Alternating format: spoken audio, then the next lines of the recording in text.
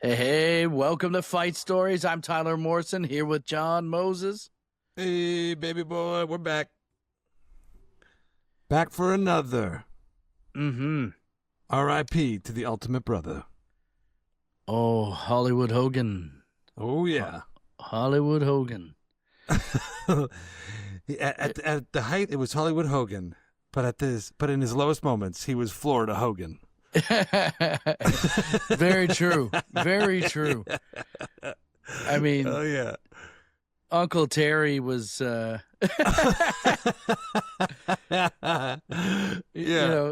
far cry from his heyday. Yeah, that's right.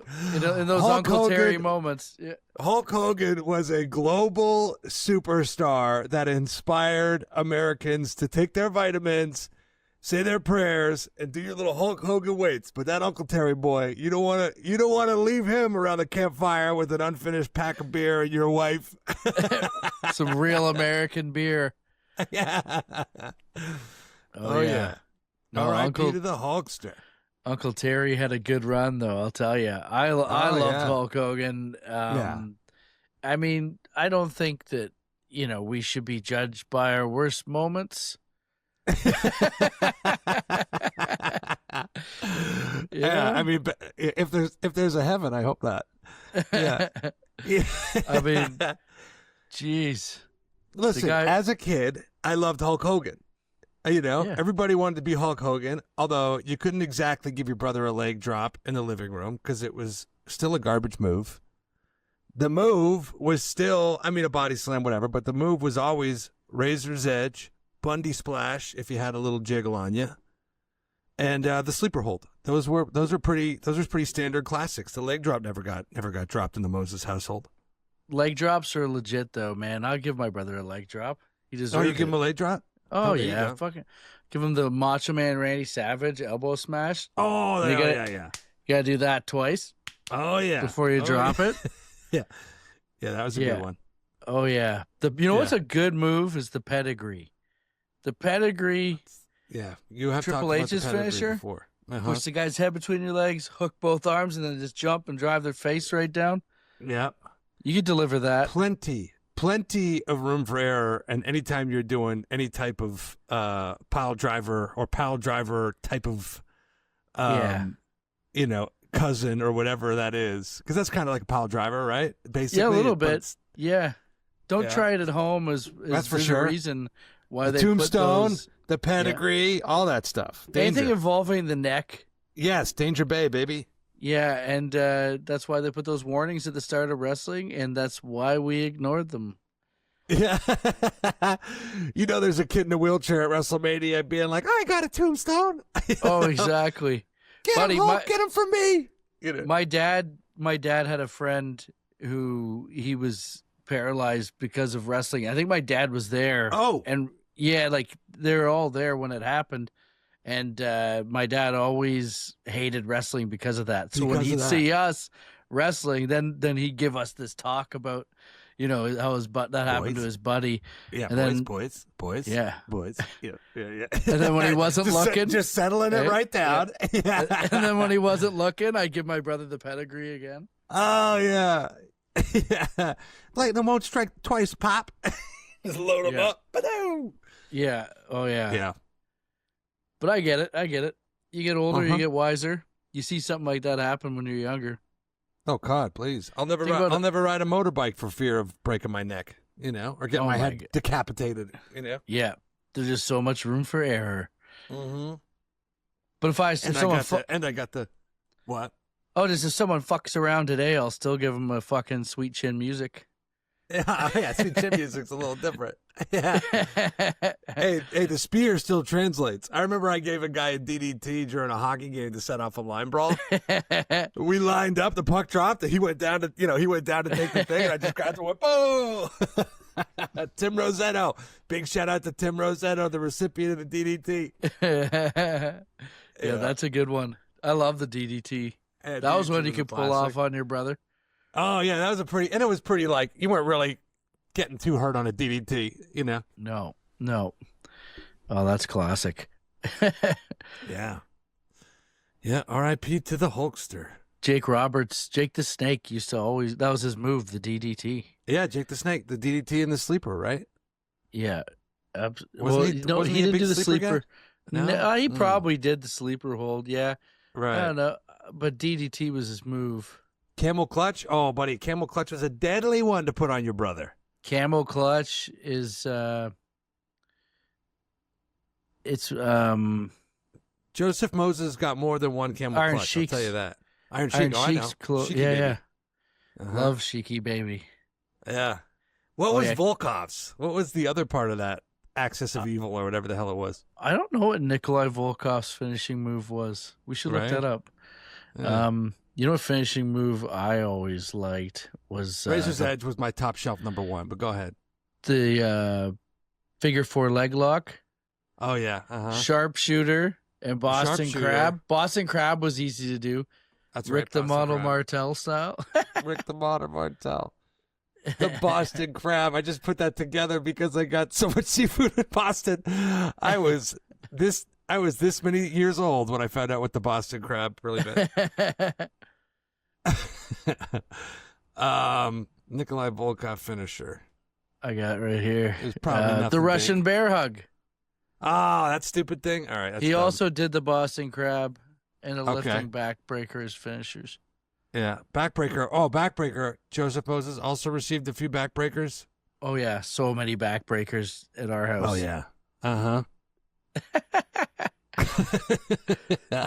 In the pool, I give my kids Razor's Edge all the time. Oh, Mary's gotten a few Razor's Edges. She's like, what's happening? Yeah, you're getting a jackknife power bomb if you're swimming with the Morrisons for sure. Oh yeah. Did I talk about when the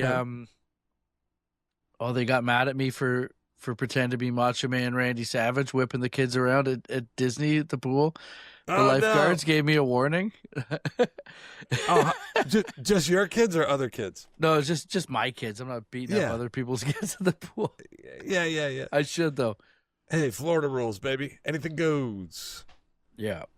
Shut up, lifeguards. I know I threw Mary around a couple times, but in Disney. Oh yeah, you got it. The kids love it. Yeah. They love the horseplay. Oh yeah, that's where Daddy steps in.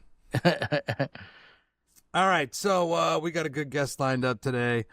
I don't think he's in the old studio just yet, but let me see, make sure he's got the link. But before we get there, Fight Stories, we're gonna be in Philly this month. Yeah. Next week by the time this thing drops. So if you're in the Philly area or you know anybody in Philly with a good fight story, come on down, baby. Hit us up in the DMs. We're going to be live in studio. Mm-hmm. Pegging some good ones. Maybe pegging isn't the right word, but you know what I'm talking about. Yeah, well, Will Smith's from there, so maybe it is the right word. Yeah. I don't know. That's how, or as they call in Hollywood, the old Quincy Jones, how you doing? Everybody's got to pay the piper out there. Yeah, so we're going to be in Philly. We're excited about that. I would really love to get that judge, the Eagles. Yeah, the Eagles Stadium judge. He popped up on something recently too. Oh, really? Yeah. I was trying to find him on Facebook, Instagram, that type of thing. But he did a couple of interviews, but I guess some of the stuff was held back. But we'd love to. I mean, that's how that guy doesn't have a book deal. That's a wild gig. Yeah. Apparently he was there, and like the owner of the stadium was like, he was there. I was like, "There's mayhem." The problem is, you don't have anybody to sort these guys out immediately. And then the owner was like, "I'll build you a courtroom right downstairs." And he was like, "Oh yeah." Just watching the games. Yeah, exactly. You get to be there, right? Yeah, you're only prosecuting during timeouts. Yeah, that's so funny. Yeah. Just snap judgments. That's it. Snap judgments. That's the name of the book. Snap judgments. Yeah. Yeah, Philly should be good. There's a lot of loose cannons from Philly. I mean, a lot of tough hockey players over the years. Yeah. I mean, it's, considered one of the toughest, if not the toughest hockey cities of all time. Yeah. The culture of violence runs strong. In Philly. Yes, it does. Home of the Rock. Rocky, not the Rock, not the wrestler, Rocco. Yeah. You know what I'm talking about. The Italian Stallion. Yeah, so it's going to be good. So please, again, if you know anybody in the Philly area or any places that we should hit up in particular, jump in them DMs, boys. Let us know. And if we want to hear from Flyers and Phantoms fans alike. The other thing you were talking about before we were on the air is you're saying we should talk about some suggested reading for our listeners, since we have so many scholars, so many astute scholars of the pugilist game. Yes.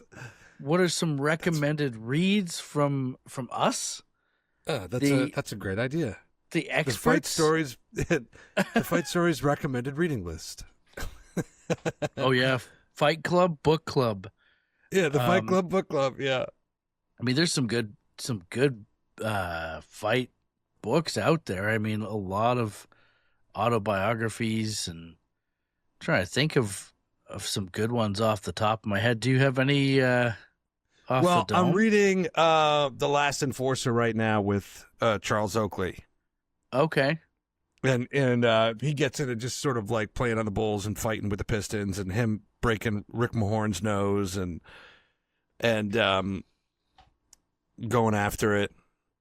And it's funny because in the book, like, he says, like, listen, people don't really think about basketball as fighters like the way you think of hockey. Like, and he acknowledges, he's like, like those NHL, like, it's a part of the game. It's it's expected. NBA is not really expected like that, but make no mistake, in the 80s and 90s, it was going down. It's just, they were, things were getting broken. It's 2 or 3 shots thrown. It's not people trading bombs off for 90 seconds, Mm-hmm. But, it's a good read for sure. Yeah, I got to check that out, because that does look like it'd be a good one. Yeah, my buddy Kenny Krantz, and we would love to get Oakley on the pod, especially when we're live in New York. Oh, I mean, absolutely. Maybe we can dig him up, and then we'll go throw eggs at Madison Square Garden because he's banned. Yeah, we won't be playing there anytime soon. Yeah, that's right. That's right.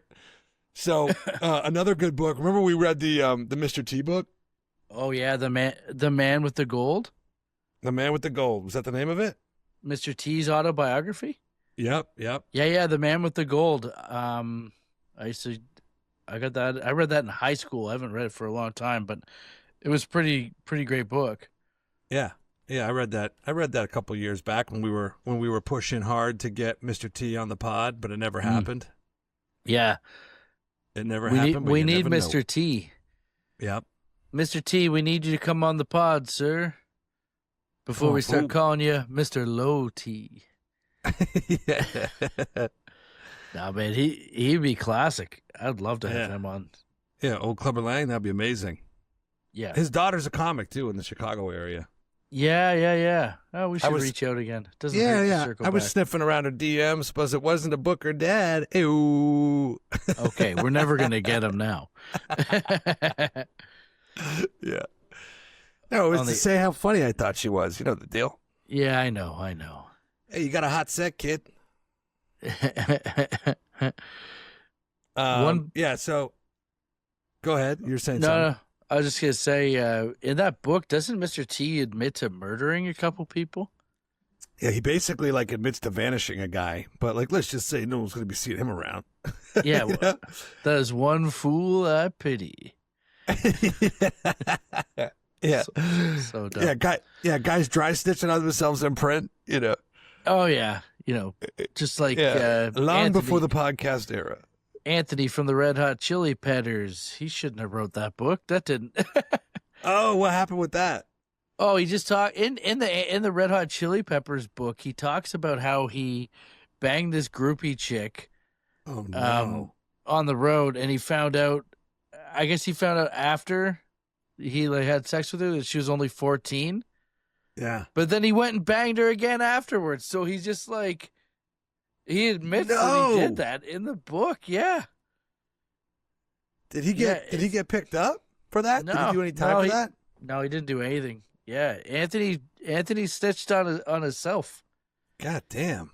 Yeah, Man. yeah. Those were different times. I was thinking about that book didn't age well. I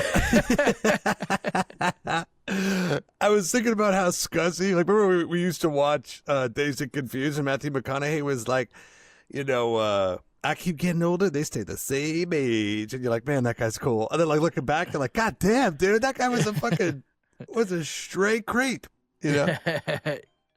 Oh boy. Matthew McConaughey. All right. Yeah. What about that? Wasn't there a Chuck Zito biography, or was it the Hells Angels? No, Chuck Zito has a great book. You want to check out Chuck Zito Street Justice, and it's his autobiography. Right. If you're not familiar with who Chuck Zito is, Chuck Zito is he's an actor, but before that he was the New York City chapter of the Hells Angels president. He was also a celebrity bodyguard for people like Sylvester Stallone. He was a celebrity bodyguard before he was an actor. That's how he got into it via V. Yeah. You know. Linda Ronstadt, I think he was her bodyguard. Like, there's a story of him roughing up Stevie Ray Vaughan because he was getting a little too handsy with one of his clients. He beat the piss out of Jean-Claude Van Damme. Right, at Scores, at a strip club. Yeah. So there's all these stories, but Chuck Zito then goes on to be an actor, and you see him in roles in like Sons of Anarchy, Oz, all these movies or in TV shows he's part of. He's this guy that, he's a legend. And so, but his book is really well done. I would say that's one of the best ones. I would say worth picking up 100%. And hopefully we can eventually have Chuck on the podcast. We've asked him a couple times, but he's he's always on our radar for people that we think is absolutely born for this podcast as a guest. Oh, exactly. Yeah, exactly. Another really good read, if you've never read it, is the John Kordick, the former NHL hockey player, the John Kordick story. It's called The Fight of His Life by Mark Zwolinski. And that's a really good book. It's interesting. It's he died when he was, I want to say he was like 27. Yeah, 28. Sort of in his prime. Yeah, he was young when he died. But like his prime, well, he was past his prime because of the drugs and stuff like that. Well, I know, but he should have been age-wise, he should have been in his prime. Right. Absolutely. I mean, if you look at the hockey player John Kordick, his career, he won a Memorial Cup. I think he might have won. I don't know if he won a Calder Cup, but he won all the championships. He won the Stanley Cup in his first season in the NHL when he was with the Canadiens. Oh man, tough to appreciate that moving forward. I know, real early he won all these things, and he was actually a pretty good defenseman. And then when he came up to the NHL, they just moved him up to forward, and he was just scrapping. That's it, because he was banging guys. He was just a really good fighter. I remember talking to a guy, and I don't know how much of this was bullshit, but when he was the Newmarket Saints, the Toronto Maple Leafs farm team, when he got sent down, I was talking to a former cop from that area, from Newmarket, and he was saying that Kordick was just clearing out the bars. Oh, and really? They were like scared to try and stop him. Right. Like he's like, if you could imagine someone being able to break handcuffs, Kordick was so juiced up. He's like, I thought he was going to break through, like just break them apart. So Kordick was a known juicer? Yeah. He definitely got into juice at a certain point, but not in his like early career. He started juicing a little bit after, But I mean, he didn't. His career wasn't that long. Lost an edge. Right. Yeah, next thing, but I don't think he was a better fighter on Juice. I feel, like he kind of progressively got worse. But that's, drugs and everything like that too. Well, that's it. It's probably like he lost a step or two because he, as he sort of devolved and got involved in drugs, and the quick, easy fix is to go on steroids. But it wasn't. Yeah. It still wasn't the fix, Yeah, but that's a book. If you're a hockey fan, try and check that out. It's you can order it online. It's wicked.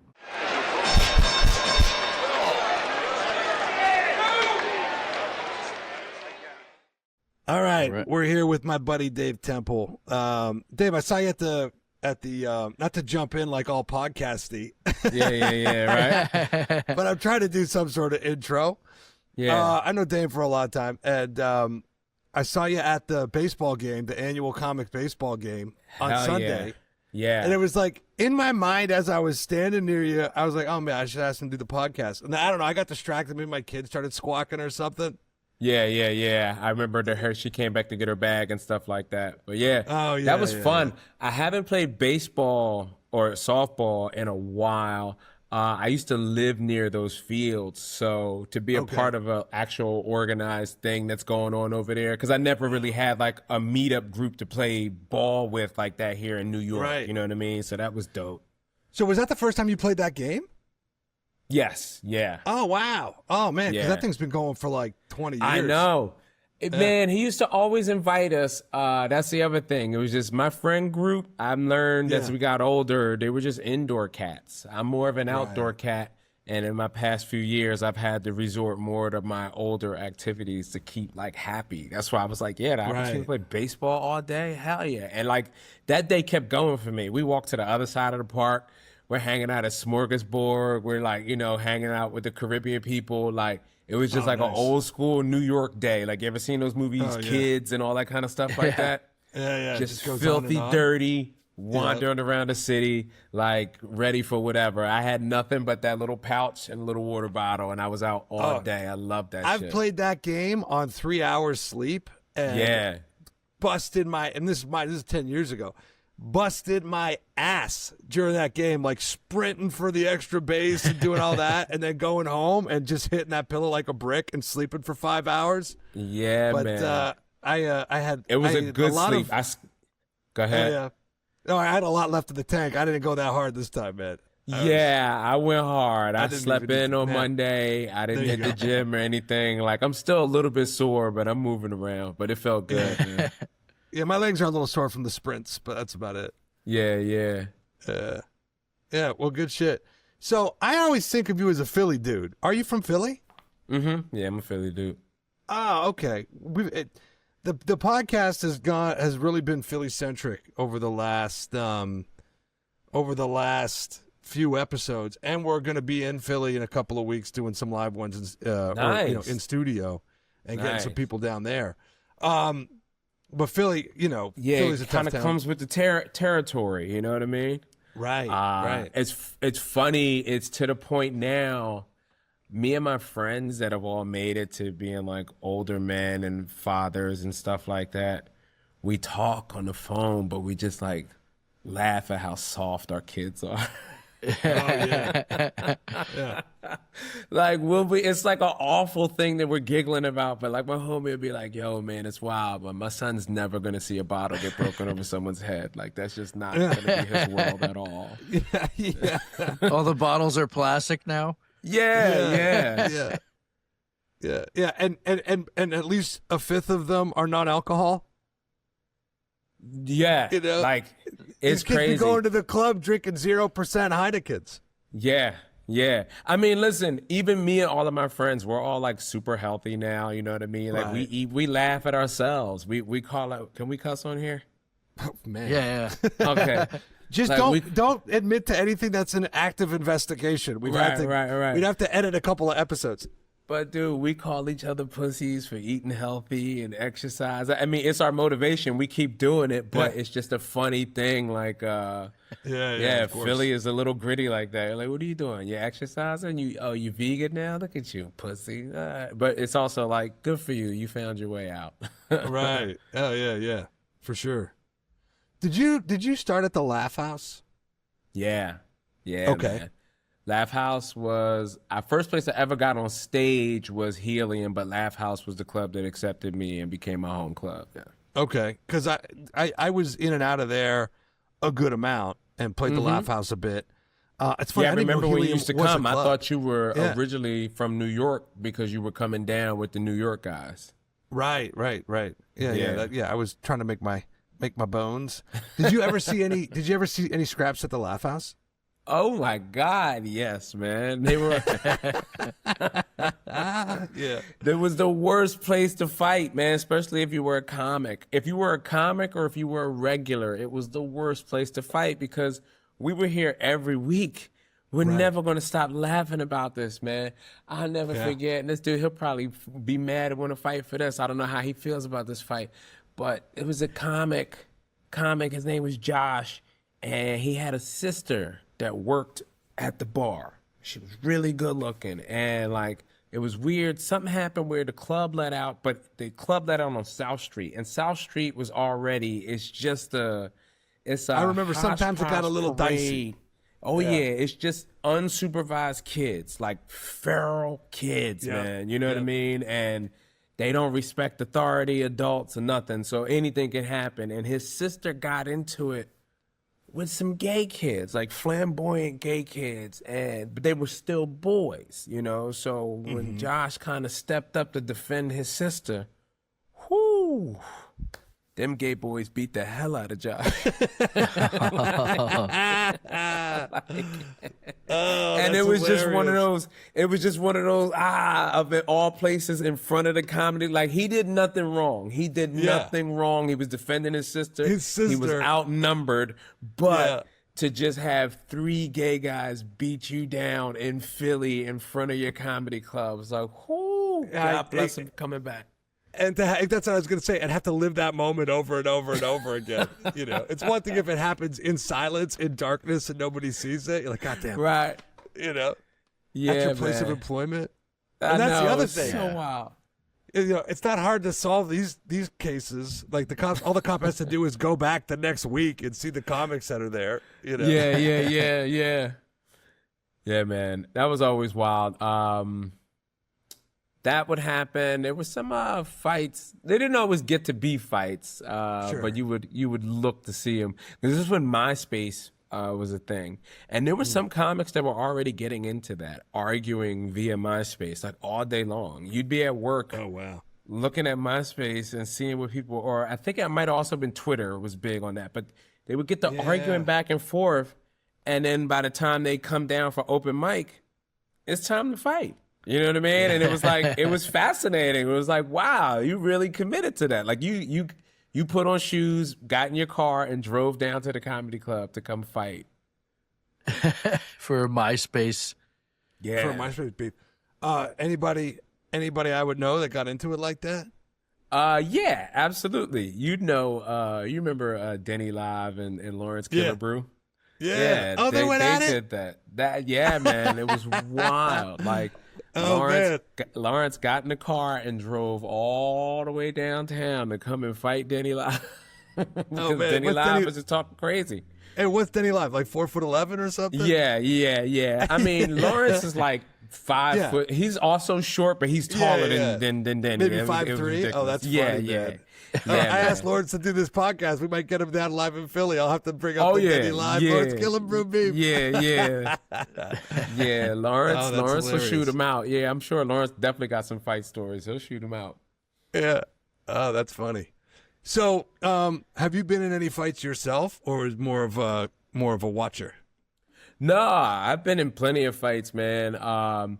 The most recent one, and I guess the last one, would be at a comedy club in New York, Times Square.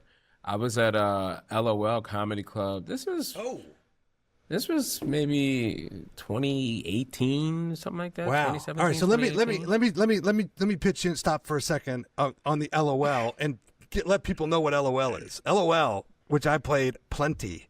Yeah, Tyler, you might have even hung out there once. I played there. It was the worst comedy club in New York City. Grimy. Right, it was fucking Times Square. Grimy.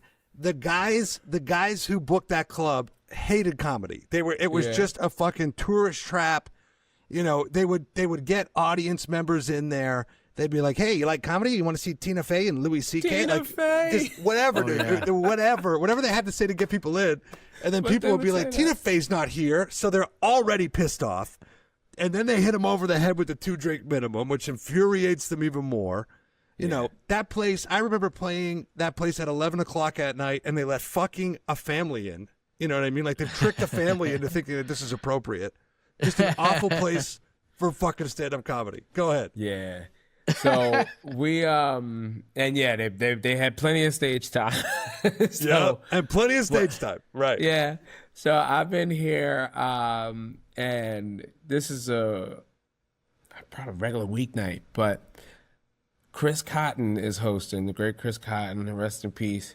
He was hosting the show, and some black dudes came in that were, you know, they definitely was like, we just getting off the street for a little bit, but they was local New Yorkers, you know what I mean? Like, they don't care about this little comedy show thing you got going on. Right. Like, we just tired of walking around with our dates.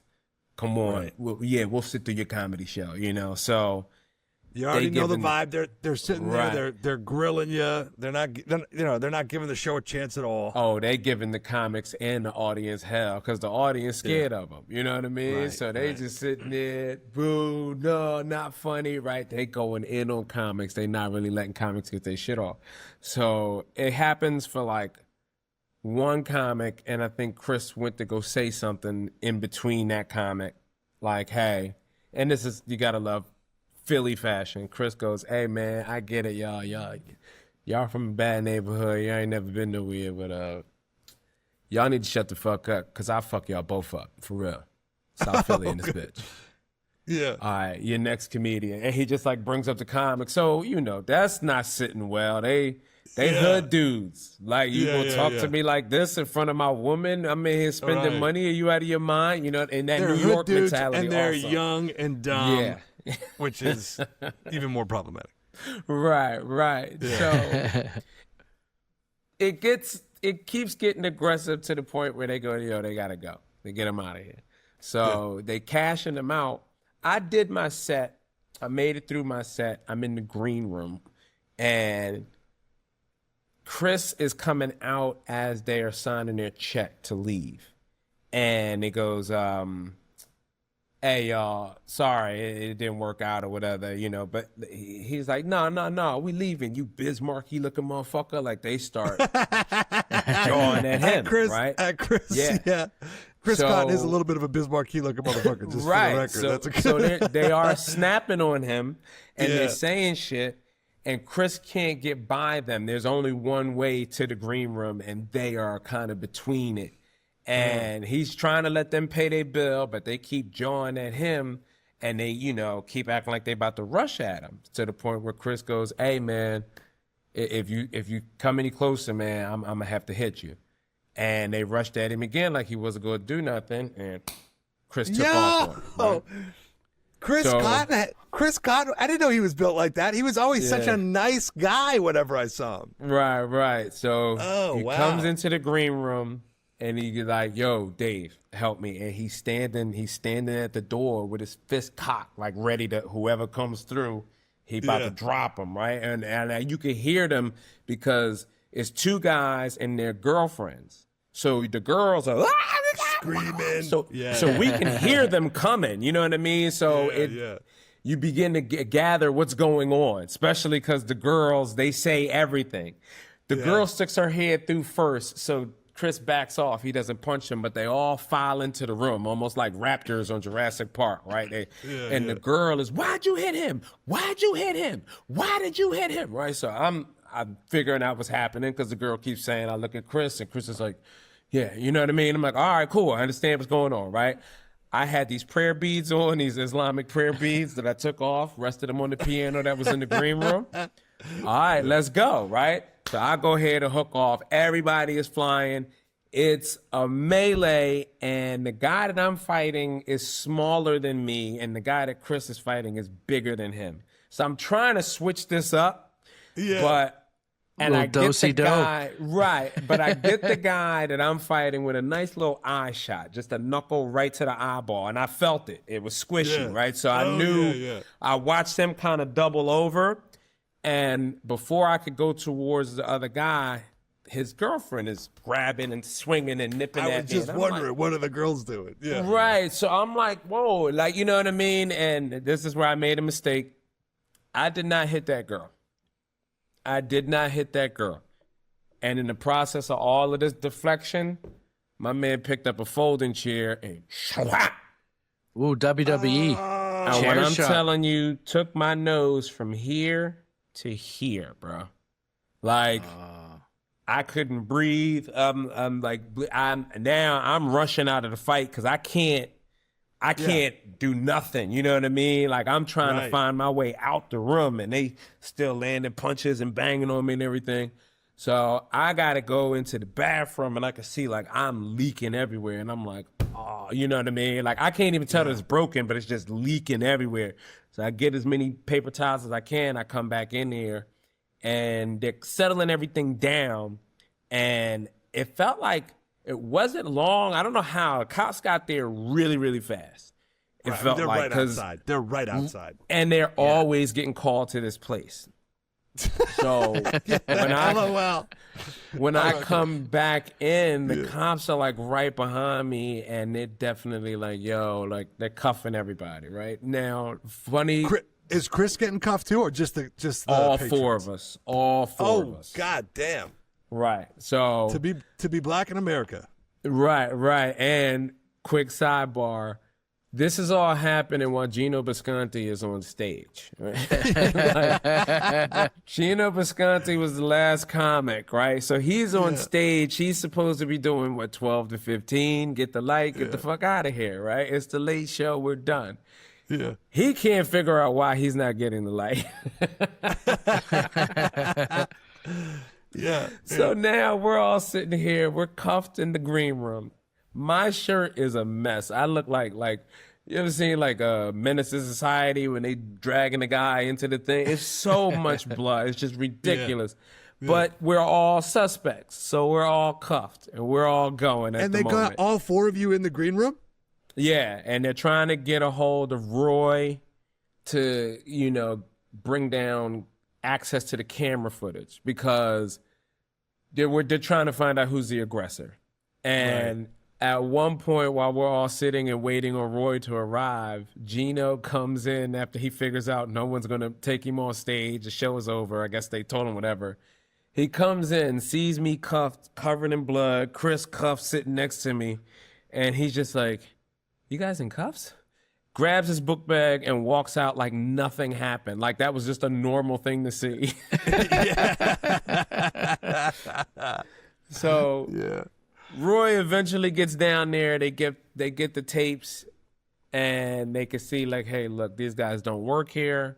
They were customers. They were being asked to leave. They were being disruptive. They're not even supposed to be in that room. That's an employee's break room. Like they followed these guys into the break room.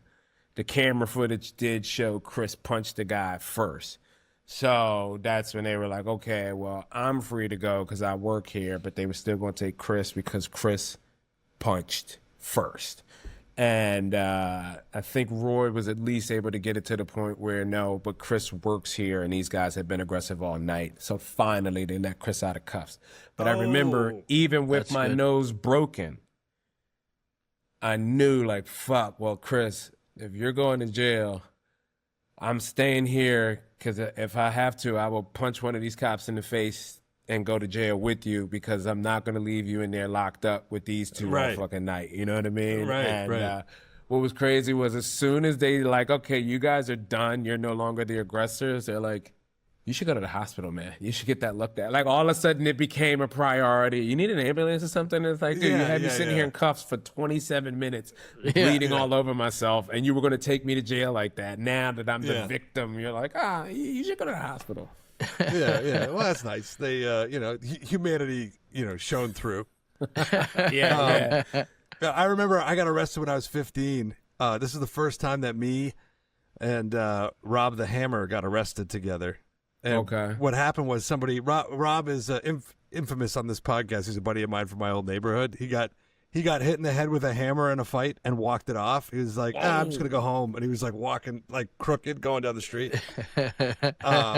R.I.P. Rob the Hammer. But I was 15. Nobody was home. A bunch of the boys were over, and somebody busted a pellet gun out, and we were shooting out the neighbors' windows with the BB gun. So the cops come, knock on the door, and they're like, "Hey, boys, mind if we come in?" And I was like, "Yeah, all right." And I opened the door, and they're like, "Everybody on the ground!" Like as soon as the door swang open, they arrested. They're like, "Who had that BB gun?" I give it to them. They arrest me, and then my buddy Rob was the same way. He's like, "Well, I'm not gonna let you get arrested by yourself." And so he copped to it also. We got arrested together. Rob got arrested many more times after that. Yeah. We popped our cherries together, but oh man, he racked up a record. Yeah, that was the fun that's the thing. The fun of the, I guess, feral childhood is the best way to pronounce it now. Right. Because you would just be out and stuff happened. And you look back on it, you're like, oh shit, I guess that was pretty dangerous. But I remember one of my first fights as a kid. Like middle school, right? You ever get like a weird break from school, and I started venturing to another side of town, literally the other side of the tracks, right? And I'm not supposed to be over there. I had a friend who, he was from my side, but his house burned down, and then he ended up moving to the other side. And, it was like, all right, cool. I would still go see him, even though he lived in the other neighborhood. And I never really believed that it was that bad. That bad. As soon as I crossed the tracks, people were going to be on me. And it wasn't that bad, but it was just, I got comfortable hanging out in a neighborhood that I had no business being in.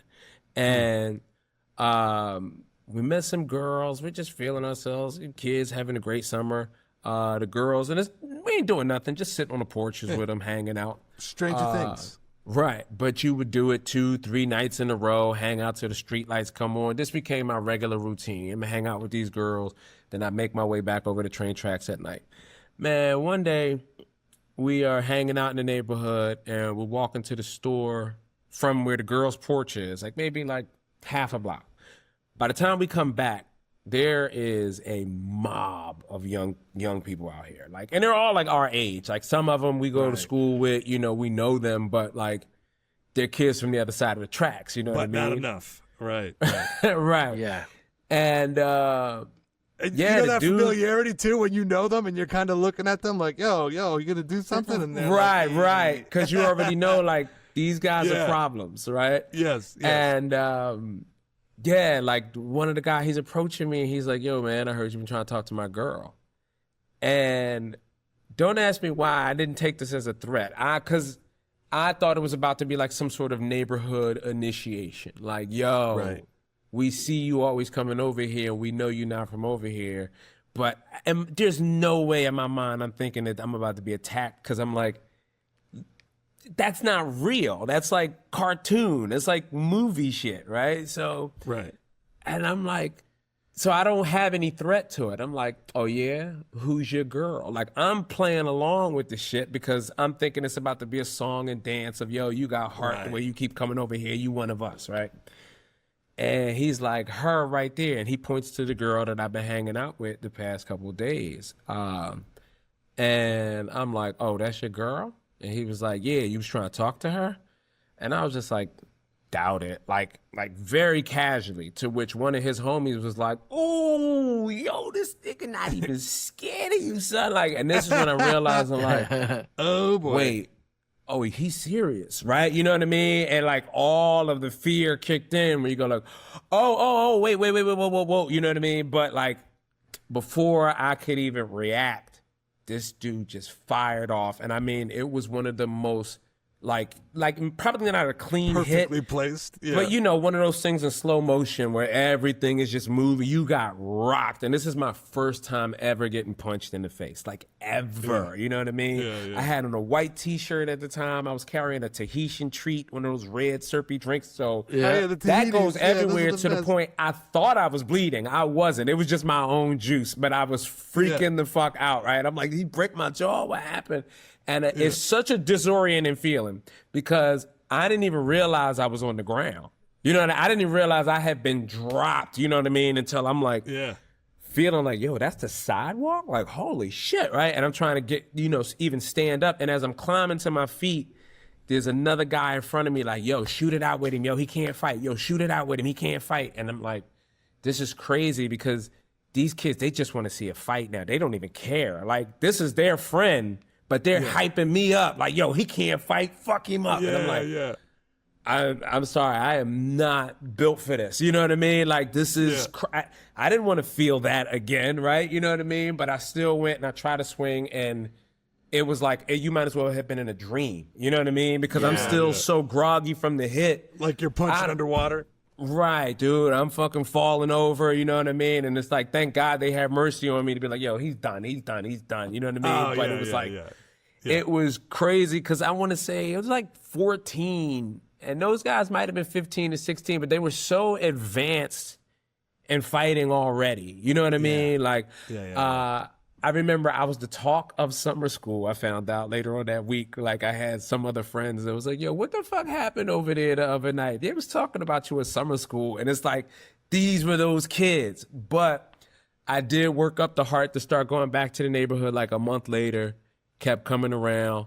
A lot of people took that into consideration. And apparently the girl that he beat me up over, the other girls thought that that was foul, that, yo, you let that boy on all week knowing you had a boyfriend, knowing your boyfriend was in a gang, knowing he don't play that shit, and you allow dumb shit like that to happen, you making our block hot. And they apparently beat her up so bad that her family moved.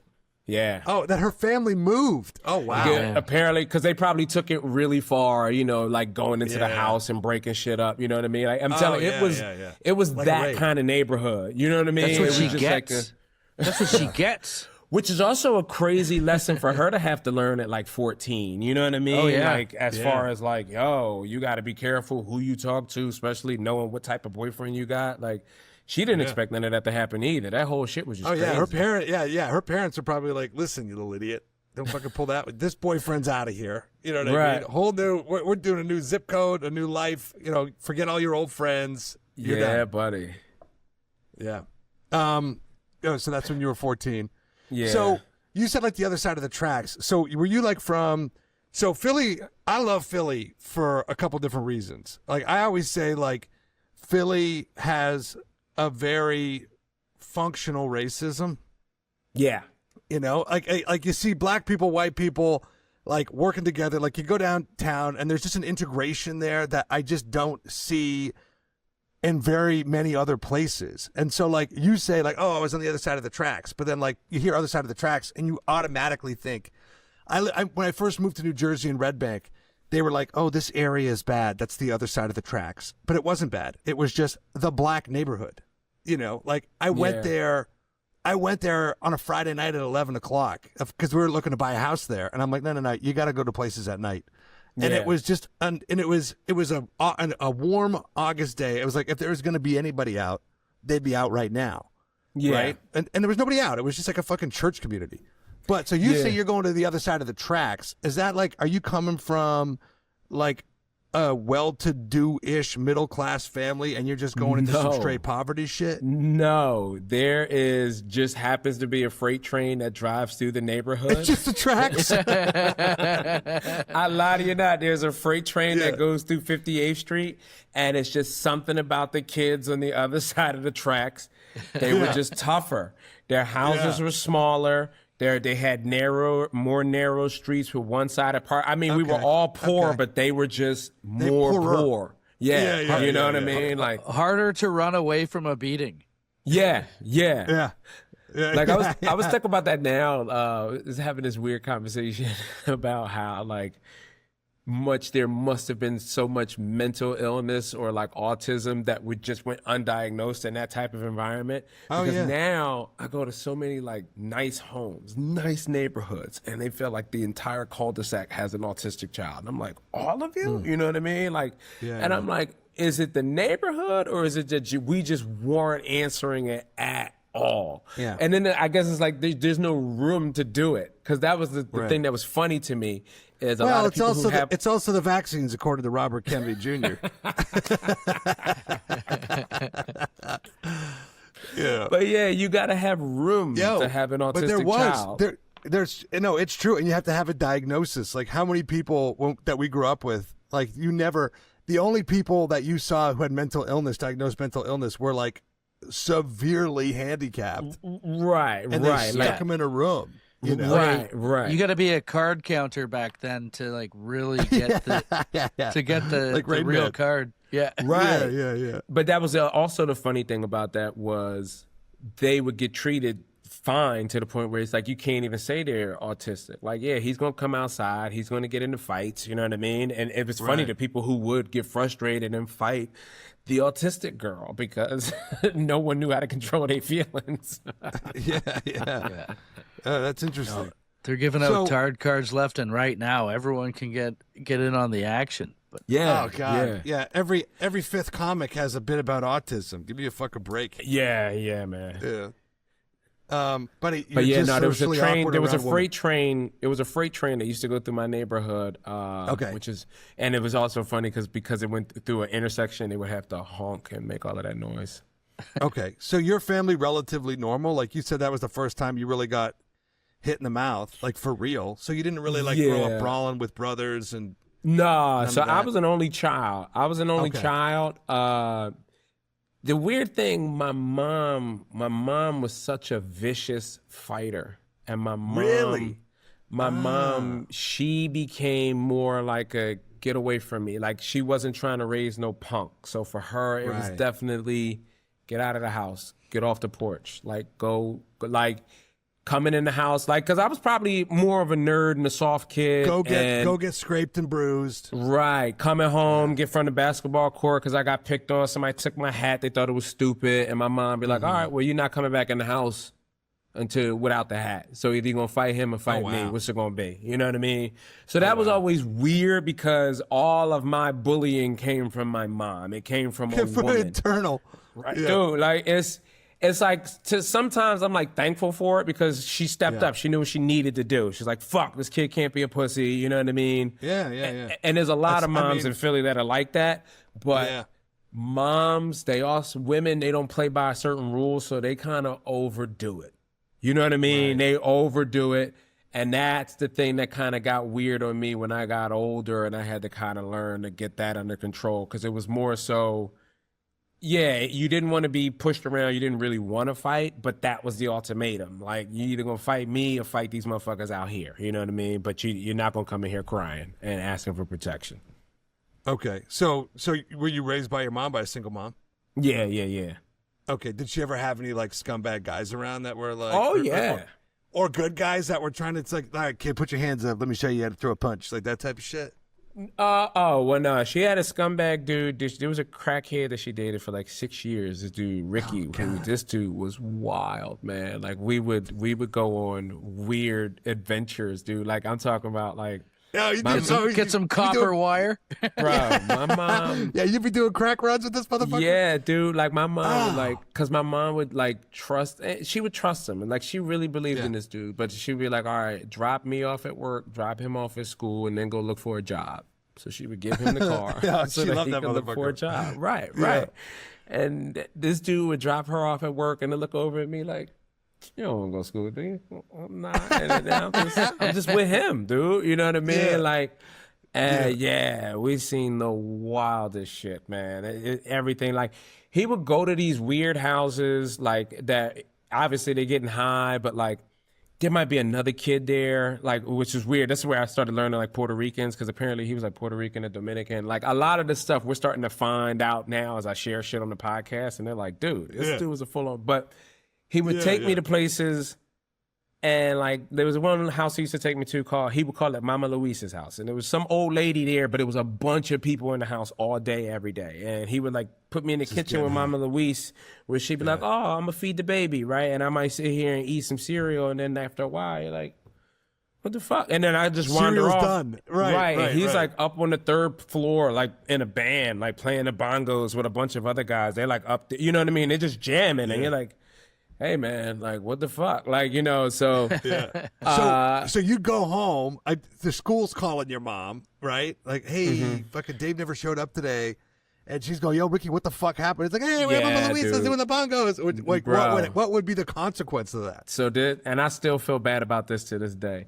He would bribe me to not say shit. So he'd be like, yo, if you don't tell your mom anything, I'm gonna get you Super Mario 2. You know what I mean? I'm gonna get you the game. You know what I mean? Like, all right.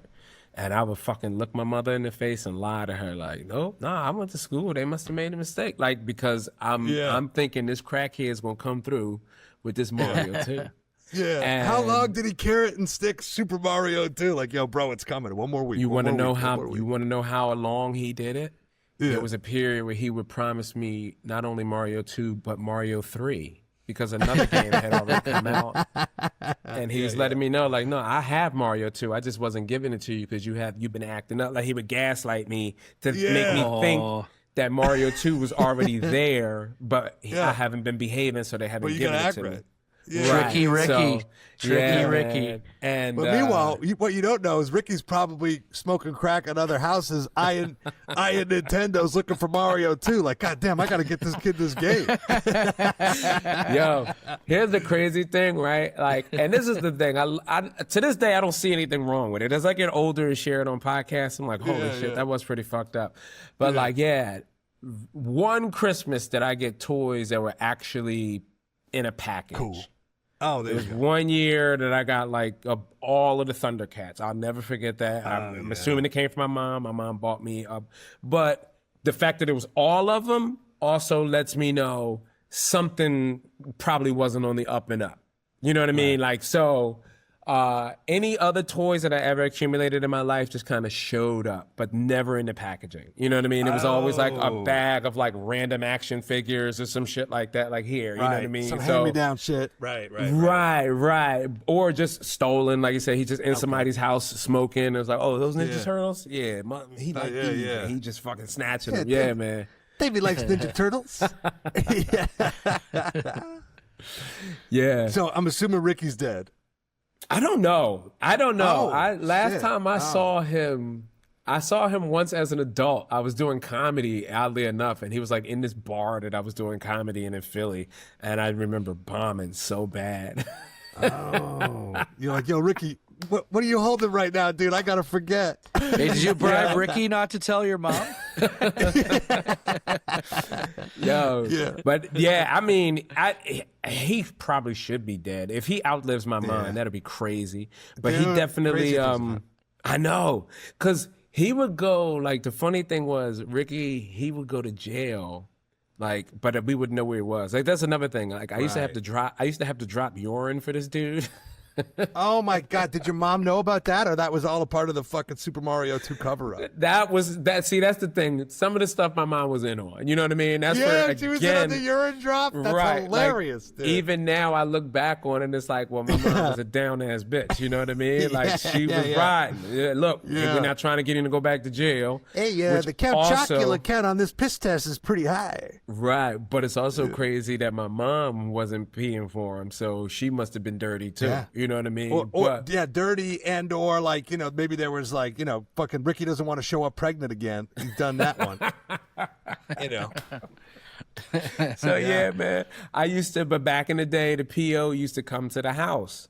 And they would sit and look around the house, see the environment and all that kind of stuff like that. So when he had these PO visits, I would have to go upstairs and stand in the shower, and I would just stand there with a cup of apple juice and just sip and just wait. And the PO will walk him up. Fucking crazy. So you were already there and ready. Oh yeah. When the PO walks him, because the PO walks him to the bathroom and they stand outside the door. Yeah. They don't. Why would they think someone put a 7-year-old in the shower? Exactly, dude. Exactly. Who gets a 7-year-old to sit up there in the dark and stay quiet? That's what I was going to say, dude. The PO pulls up and they're like, positions! Yeah, you're running up the stairs. Holy fuck. So, yeah, man. Fun times, man. Yeah. So did you ever see Ricky get into it?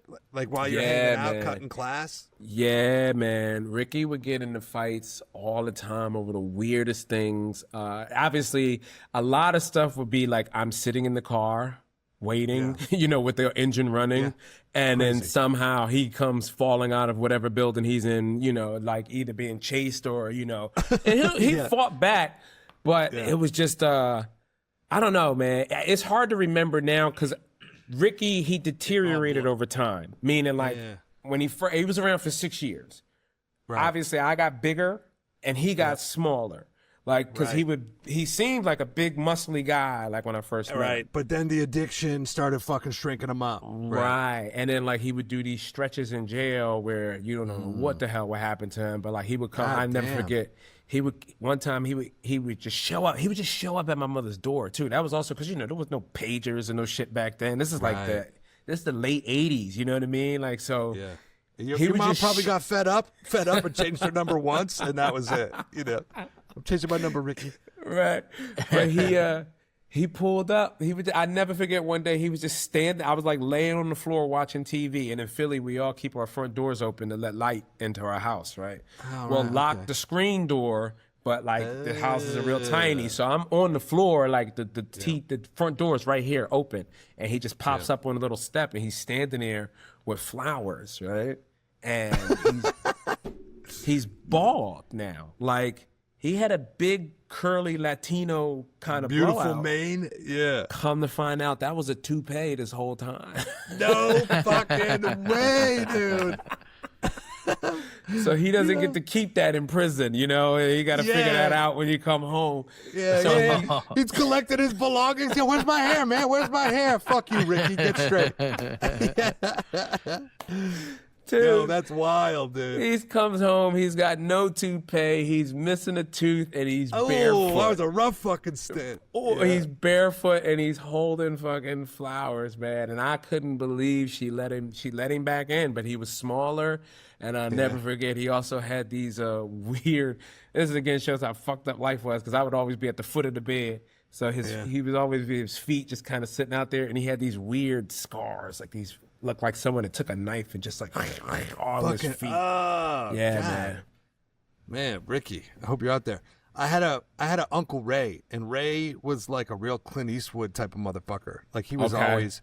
The first time I drove, I was 15 years old, like on my own, not like my dad's car or something. The first time I drove on my own, I drove a U-Haul from Ottawa to Toronto at 2:00 in the morning, packed with his shit because he was too drunk to drive. I didn't even have a license. He was like, dude, just stay in between the lines. And he fell asleep. I told my dad that fucking story years later. He was like, what? But Uncle Ray was the guy that told me about big bitches. Okay. He was like, don't sleep on the big bitches. Uncle Ray lost all his teeth at one point from boozing and would still eat steak and refuse to cut it up. He would just gum that motherfucker down. Eventually, Ray banged my dad's ex. Like, she lived down the street, and one day his truck was parked in front of her house for a couple days, and I was like, oh shit, Ray, you didn't do it. And that was it. We never saw him again. But I often wonder about like what happened to Uncle Ray. I tried to dig him up for my wedding, nothing. But I feel like maybe it's the same thing with Ricky, or maybe you're like, fuck Ricky.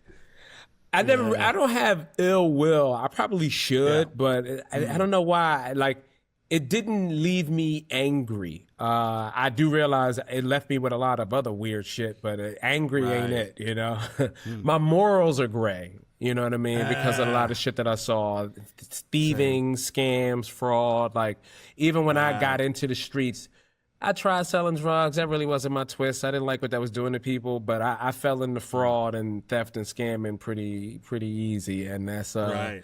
You're rolling around as a kid like you're in training day, dude. Yeah, literally. Yeah, Dude, it's funny. It's because it's like, what are you talking about at your kitchen table? And if you're the fucking CEO of a company, that's what your kids are hearing. If you're running around scamming, doing credit card fraud, that's what you're gonna. You already know. You already got the playbook. Yeah. It was wild, man. So I'm in a regrowth stage now where I'm just like unlearning all of that crap. It sucks Are you going to therapy, or are you just smoking weed? I did for a little bit. No, I did some therapy. That was because I got kids, and we were starting to see things not eye to eye, and I'm open enough to understand I could be the problem, and more than likely am. You know what I mean? But How old are your kids? 21 and 14. Oh damn! Oh yeah. So yeah, for sure. Yeah, so you know they're also they've seen my Rickyisms. They're like, we're not gonna talk about that weird shit you did, and you're like, oh yeah, that was pretty weird that I did. Okay, sorry. Fuck, I can't believe I thought that was normal. Yeah, I'm sorry. I'll let you guys skip school and come with me on a Comedy Road gig. Oh yeah, I've done that. This famous person's gonna be there. You don't want to meet this famous person? Come on, let's go. Like, right. Insanity. All right. Well, listen, man. I know you had to roll by 4:00, so I feel like we could keep talking, but I'm just trying to be mindful of the time. Yeah, appreciate it. Before you go, is there any like last like real fight that you remember that you want to get out, like the pinnacle fight of your life that you're like I'll be honest with you. I think I'm still looking for it, like One Punch Man. But probably first time I actually did fight like my biological dad. You know what I mean? Like, that was weird. Like we were cool. I think I was just young and angry. I was young and angry and doing dumb shit with my friends, like jumping people. I felt like I was tough. Right. And I really can't even remember because he's dead now, so I can't even remember what the hell we were so angry about. But I remember asking him for something and his reaction to it was so blah that it just made me, I remember calling my mother up. Yeah, I remember calling my mother up like, yo, what the fuck did you ever see in that dude? Like, y'all are so different. You know what I mean? Like he's so, you know what I mean? And she's like, that's what I've been trying to tell you all the time. You know what I mean? And it made me realize like, just chucks him right under the bus. Yeah. Right. So it made me realize like, all right. And I don't know what made me think I could take him. Because that was the other thing. How old were you? You were like 16, 17? No. I was an adult. I was like 26. It was definitely 26. Okay. I was already I was a father. You know what I mean? Like, you're a full-grown man. Yeah. Oh. He's a full-grown man also, but also a 27-year Air Force veteran. You know what I mean? I was also an electrician for 22 years, a union guy. Like, what the fuck was I thinking? Like, it's funny. Like, he's got work strength. Yeah. That blue collar anger, dude. Yeah. Right. Yeah. And we were at his house. I definitely made the mistake because I didn't commit to the full punch. I open hand slapped. Yeah. And to which he kind of did a back one. And it caught me right in the mouth. I mean, busted open all of that shit. I still kind of have a little mark there from that. But it's just it opened up so fast, and then the way I fell back, I hit a hole in the drywall in his house, which he never fixed either. That was also like a weird thing that I always had to see that day of like, when my dad had to remind me, like, nigga, I'm a man. Like, are you kidding me? Like, I went to Vietnam. I kill people. Like, shut up. I don't care. You didn't fix that for a reason. Right. I don't care what you think you're doing in the streets with your little friends. Yeah, you bombed at the Laff Factory. I bombed villages. Right. And it's a thing of like, he never wanted to show me that side. And that's where I'm at in my life. I'm like, oh yeah. Like even now I struggle to think of stories because I try not to show my kids that side because I realize like, they're going to see that I was a horrible person. Right. Oh yeah. Listen, when my kid finally finds my comedy on YouTube, that's going to be a tough week. Yeah. I remember my dad punched a hole through our bedroom door when my brother and I were kids, and then when you were being little bastards or whatever, you just see his eye fucking pop into that door. What the fuck are you doing in there? Yeah. What am I getting on? Yeah. Cool. All right. Well, thanks for doing it, bro. I'm glad. I saw you on Sunday. What are you plugging? I don't know when this comes out. This weekend, I'll be at the House of Comedy in Arizona, Scottsdale, Arizona. Cool. I'll be back in that area. Also at Chandler, Arizona, a mic drop October 18th. And October the 8th, I will be at the Borgata in Atlantic City, New Jersey. Check out my podcast. They're doing it again. Nice. No, they're not. They're not. They're not doing that anymore. They do comedy, but I'll be with TJ Miller. So it's a TJ Miller show that he's putting me on. Nice. But yeah, you can find out if I'll be there through my link trees. Yeah. All right, cool. Well, Dave, thanks so much, bro. Yeah, man. Thanks for doing the show. All right, no doubt, guys. Peace.